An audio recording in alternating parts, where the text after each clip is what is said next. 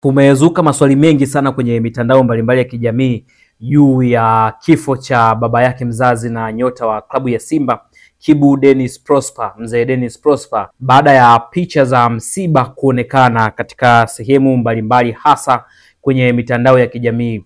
Na watu wengi walikuwa wanalaumu jinsi ambavyo Kibu hakufanya chochote nyumbani kwao. Hapa namaanisha kwamba hakujenga chochote, yani hakumfanyia chochote baba yake mpaka anapoteza uhai.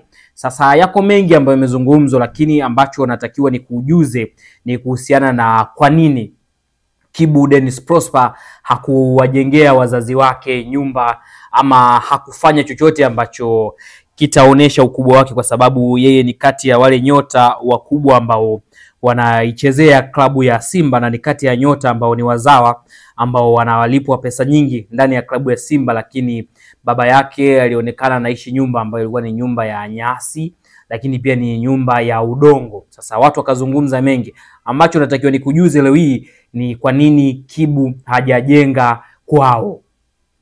Tunajua kwamba Kibu familia yake ipo Marekani na kaka yake mkubwa pia anaishi huko Marekani, lakini kwa pale eneo la Kigoma baba yake mzazi ndipo ambapo anaishi. Sasa watu wameendelea kuuliza kuhusiana na hiyo nyumba ya udongo. Ipo hivi, baba yake Kibu Denis ni mkimbizi aliyekuwa anaishi katika kambi ya wakimbizi ya Nyarugusu iliyopo pale Kigoma, na kwenye kambi hiyo hauruhusiwi kujenga nyumba ya kudumu na pia hairuhusiwi kwenda kujenga nyumba ya kuishi nje ya kambi hiyo.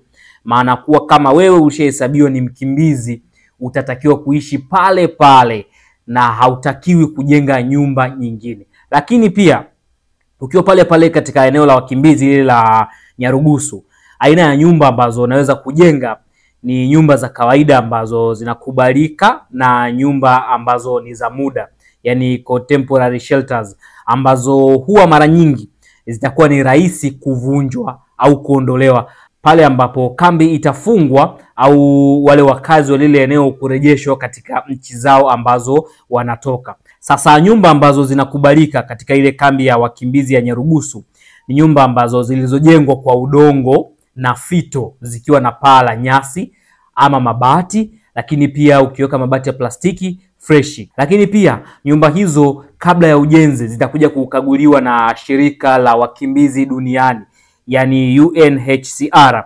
Lakini pia kuta ambazo unatakiwa uzijenge ni kuta ambazo zina udongo na fito, au kama ni matofali ni yale matofali ya udongo yale tunayafahamu, lakini pia ambayo hayajachomwa, kwa sababu ikishachomwa yanakuwa na shika sana, alafu ikitokea kama vile wanataka kubomoa itakuwa shida. Kwa hiyo hii ndio sababu ambayo imepelekea Kibu Denis ashindwe kujenga. Lakini inawezekana ukauliza kwamba ilikuwaje, kwamba kwa nini asingemtoa baba yake katika eneo la wakimbizi. Hatujui ilikuwaje, lakini leo hii nimekuja kukwambia ni kwa nini Kibu D ameshindwa kumjengea baba yake nyumba nzuri, kiasi kwamba msiba ulionekana kama vile ni sehemu ya aibu kwa Kibu Denis Prosper.